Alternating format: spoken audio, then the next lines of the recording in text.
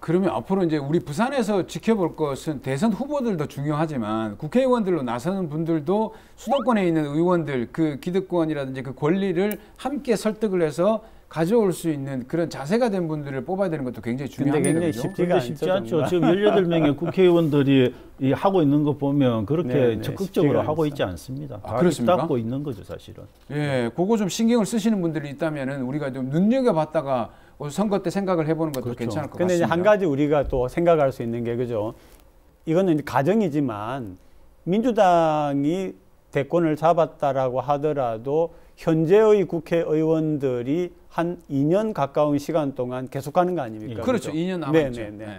그런데 이제 그 기간 동안에 사실은 대통령의 힘이라고 하는 거는 초반 2년 정도에 가장 힘이 있거든요. 맞습니다. 근데 국회를 통해서 모든 일이 이루어져야 되는데 그런 점에서 볼 때에 참 이 부산의 발전이라고 하는 게 여전히 또 미래적인 과제가 될까 하는 그런 우려가 좀 있습니다. 저는 근데 이제 민주당이 된 경우에는 뭐 좀 저는 이제 좀 이재명 후보가 결국 된다는 이야기인데 그런 경우에는 조금 이재명 후보의 공약 실천율이 워낙 높은 부분들이 있기 때문에 저는 뭐 국회에 수도권 의석이 많긴 하지만은 저는 뭐 상당한 설득력을 갖고 아마 사회적 합의를 이끌어 낼 가능성도 저는 조금 있지 않을까 그렇게 왜냐하면 또 공천권도 있으니까. 예, 일단은 두 분들 얘기하시는 거 보니까 마치 이제 그 당내에 계신 분들처럼 굉장히 적극적으로 얘기를 해주시는데 이분들은 전혀 당색이 없고 당적도 없습니다.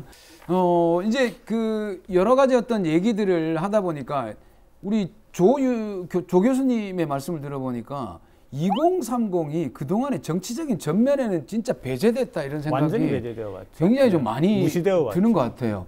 어떻습니까? 지금 청년 정치인들이 유럽처럼 생길 수 있는 구조를 만드는 거에 대한 어떤 우리만의 어떤 그 정책이나 제도 이런 것들을 생각해 보시면 정치제도 개혁이 절대적으로 필요하죠. 처음에 들어오는 그 정치 신인들이 정치 과정에 진입하는 것 자체를 많은 제도가 막고 있죠. 아, 그래요? 예비 후보 제도 같은 것들을 사실 허용하고 있지만 예비 후보도 뭘 못하게 하고 있습니다. 그 기간에 현역들은 마음대로 의정보고서 만들고 마음대로 할 수 있게 하고 뭐 저는 그런 것들이 문제라고 보고 근데 뭐 예비 신인들이 돈 없는 예비 신인들이 들어오면 그분들이 돈 없이도 할 수 있게 다양한 조치들을 만들어주고 그런 것들이 활성화돼야 되고 그다음에 정당도 그렇죠. 정당도 지역 정당도 허용해가지고 지역에서도 내 마음대로 내 소신에 맞는 정당들을 마음대로 만들 수 있게 해줘야 되고 근데 그런 것들을 전부 다 막고 있어요. 저는 그래서 정치 개혁이 대단히 중요하다고 봅니다. 정치 개혁의 방점을 찍게 되네요. 예, 저는 대단히 중요해요. 그러니까 지금 현재 이제 긍정적으로 볼 수 있는 거는 이 윤 후보 같은 경우에 호남에서 생각보다는 그래도 좀 표가 있나 보다라고 생각을 해서 공을 들이고 있고 근데 이재명 후보 같은 경우에는 TK는 완전히 보수적인데 또 거기도 좀 표가 있구나 해가지고 공을 들이는 이유가 제가 듣기로는 거기에서 2030의 표심이 좀 움직이고 있다고 들었어요. 그러니까 호남에서 윤 후보에게 그래도 좀 지지를 밝히고 있는 층은 기존에 이제 우리 같은 그 성인층이 아니라 젊은 사람들의 층이고 또 대구 경북 지역에서도 그런 젊은 사람들이 새롭게 되는 거는 전체적으로 볼 적에 이 지역 구도를 깨는 그런 이제 시발점이 된다는 점에서도 굉장히 중요하죠. 저는 2030은 완전히 좀 다른 인류라고 봐야 됩니다.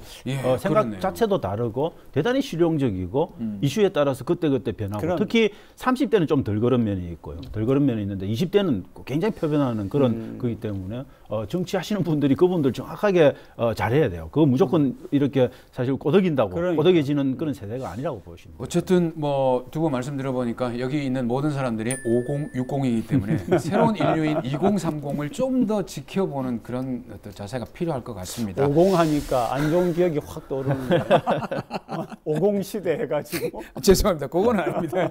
자, 그리고 이제 요 말도 많고 탈도 많았던 이 대선이 이제 바로 코앞입니다.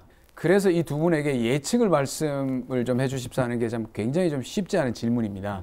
완전히 틀려버릴 수도 있기 때문에 두 분께 어떻게 예측을 하시는지 한번 여쭤보겠습니다. 쉽지 않은 질문은 안 하시는 게 낫지 않을까 싶습니다. 저는 구도가 대단히 중요하다고 봅니다. 사자구도가 그대로 형성된 상태에서는 저는 여전히 막판 결집의 가능성이 여전히 남아있는 이재명 후보가 조금 더 유리한 박빙의 승부 속에서 저는 플러스 마이너스 한 1%, 2%포인트 안에서 조금 신성할 가능성 이런 것들을 저는 조심스럽게 예측은 해봅니다. 자, 조심스럽긴 예, 아주 하지만 조심스럽게. 틀려도 어쨌든 틀리는 겁니다. 그렇죠. 조심스럽게 예. 틀리는 겁니다. 네, 조심스럽게.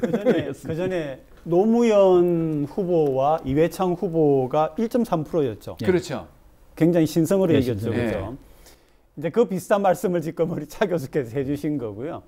이제 이렇게 보는 것 같습니다. 이제 윤 후보 같은 경우에는 거의 표가 다 와 있다. 다 와 있다. 근데 이제 이 윤 후보 같은 경우에도 신승의 가능성이 있다라고 만약에 이야기한다면은 역시 단일화가 아니겠는가. 예, 그런 점에서 안 후보와의 단일화가 아마 윤 후보에게는 굉장히 절실한 문제일 거다라고 하는 점에서 우리가 아까 10% 20%의 가능성을 얘기했던 거죠. 네. 어쨌든 이제 두 분의 예측은 다 들었습니다. 물론 이제 결과가 나오면은 결정이 나겠지만 이 두 분의 예측 능력이 이 두 분의 모든 능력을 대변하지는 않습니다. 제가 잘 마무리를 해드리도록 하겠습니다.